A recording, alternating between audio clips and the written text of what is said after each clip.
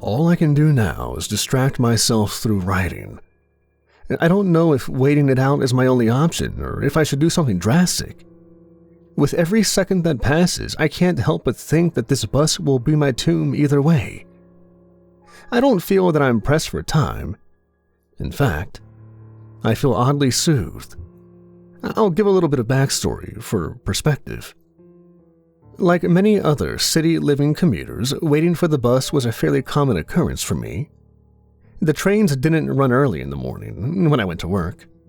Often enough, I'd check the app, which said the same thing as the bus stop schedule. The bus would be arriving imminently in 1 to 2 minutes.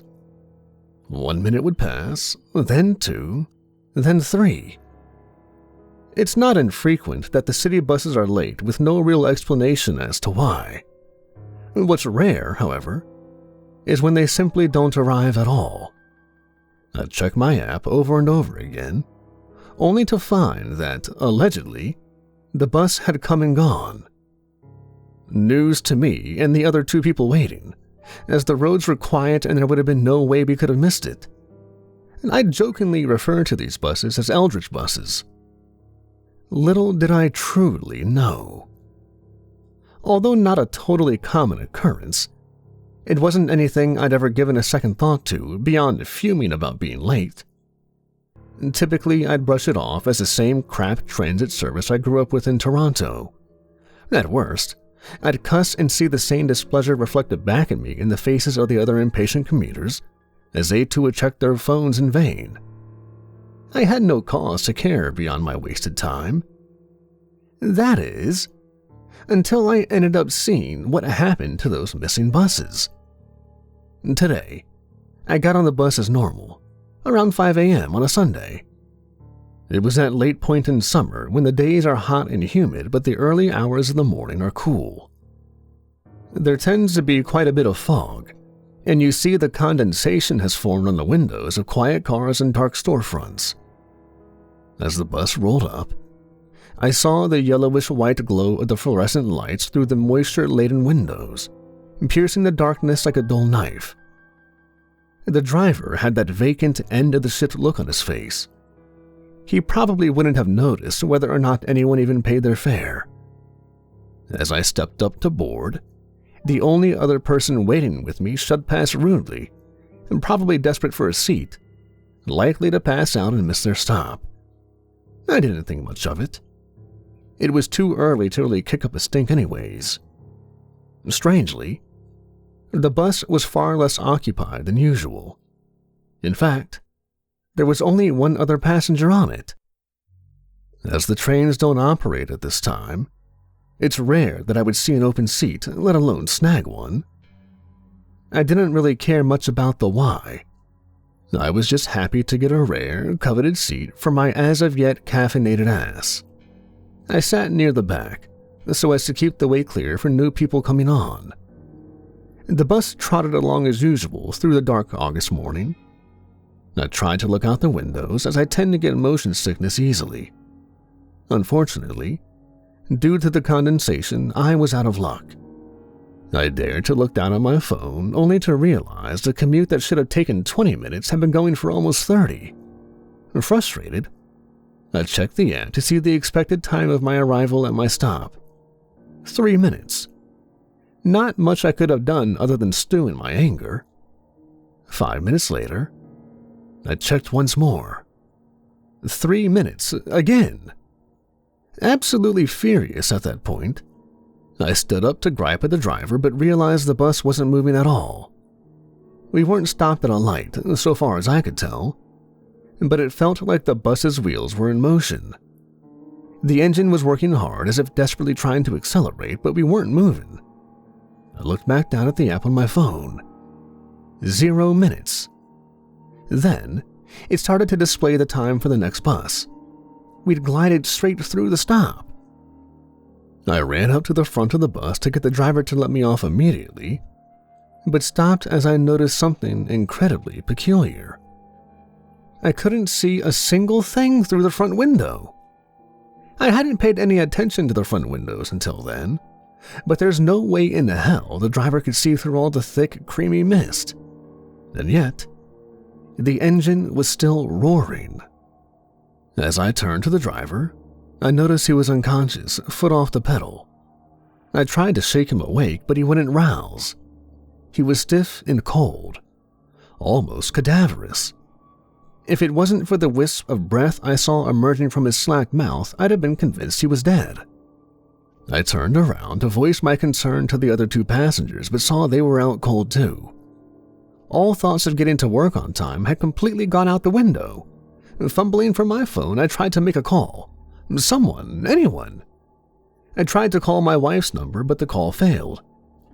No service. Out of options, but struggling in futility, I tried calling again. No luck. Trying not to panic, attempting to think of what to do next, I pondered. Why have I not tried to leave? I suppose it was because I was scared. There was a haunting nag of uncertainty in the back of my mind. A fear of dealing with the unknown. Dealing with it all alone. Pressing my palm against the window of the bus door, it was cool.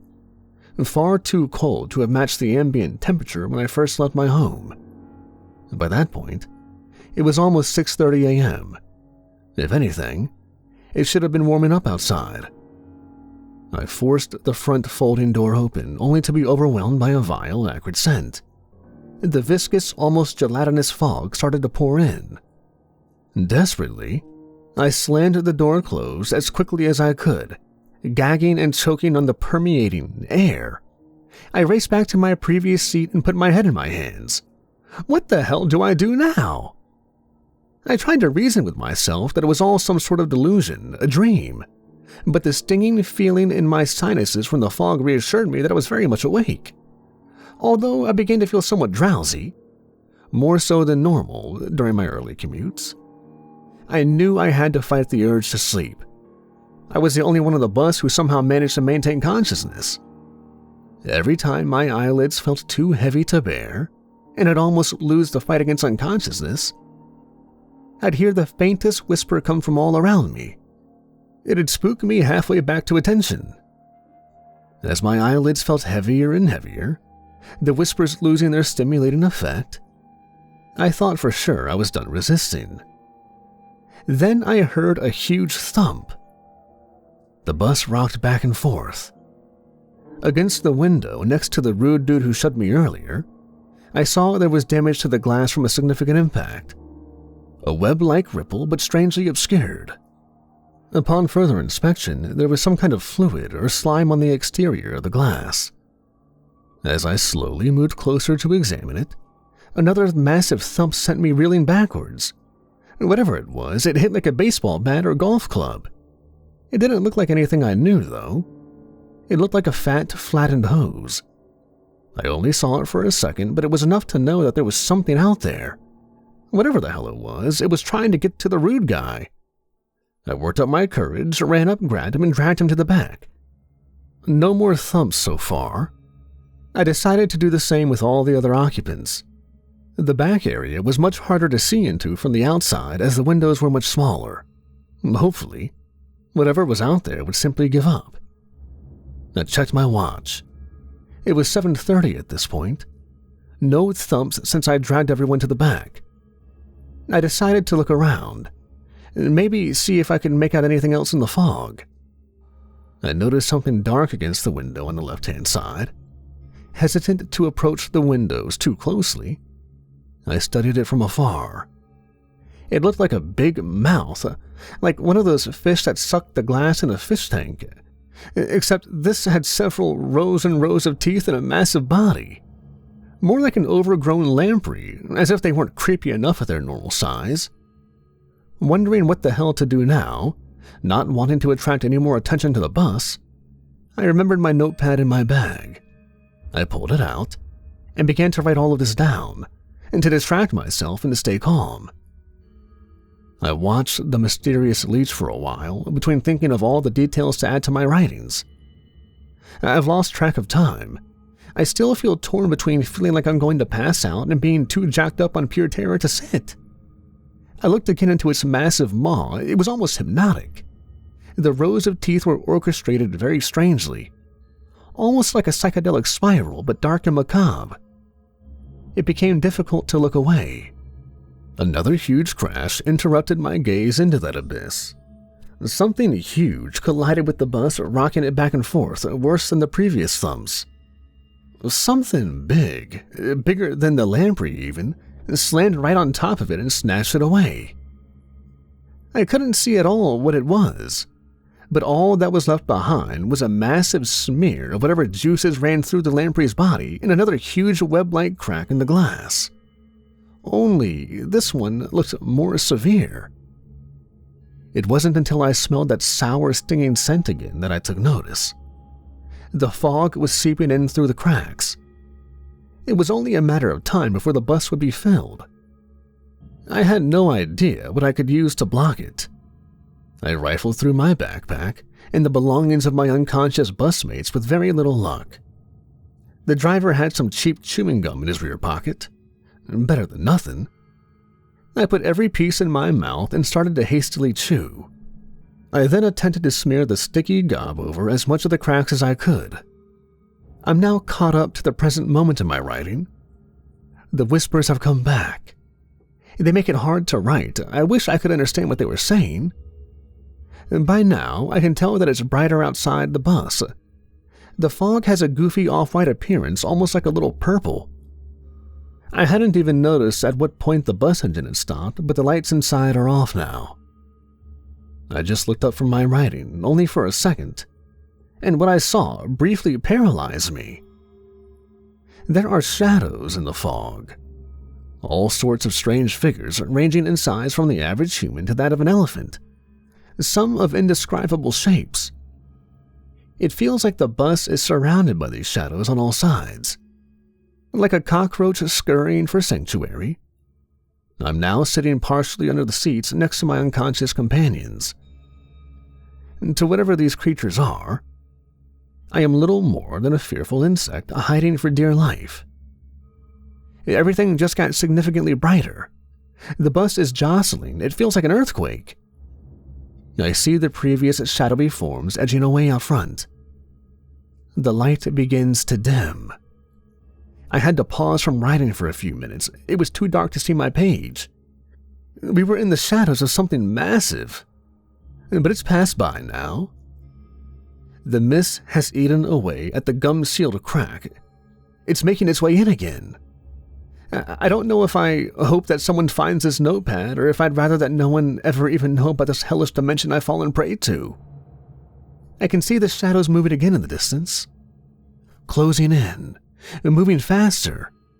The whispers are so loud now, like screams, but I still can't understand. I want to understand. I have no hope here in this place. I'm so lonely, but I don't feel as scared as I did before. If anyone finds my writing, finds themselves trapped as I am, don't be scared. It gets easier. I'm going to try to leave through the emergency exit hatch from the roof of the bus. Maybe it will give me a vantage. I need to go out there. I don't know why, but I think that's what the whispers want. I think they're trying to help me. I don't remember why I was even afraid anymore. I don't even really remember what fear feels like.